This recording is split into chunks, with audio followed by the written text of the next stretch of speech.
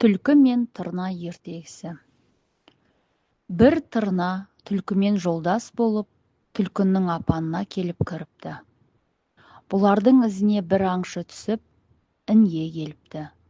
Інді қазып әлгілерге жақындап, шыбық салыпты.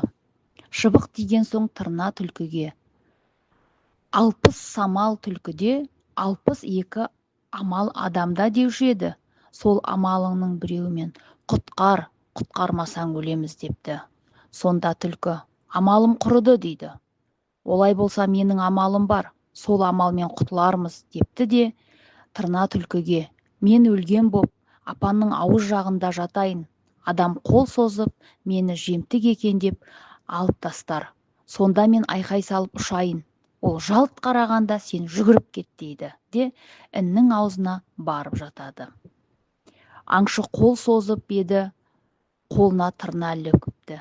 Оны алып қарап, өлген тырна екенін көрген соң жерге тастай беріпті. Сонда тырна айқай салып ұша жөнеліпті. Ал адам «ах» деп жалт қарағанда түлкі шыға жөнеліпті. Сөйтіп екеуі де аман есен аңшыдан құтылыпты.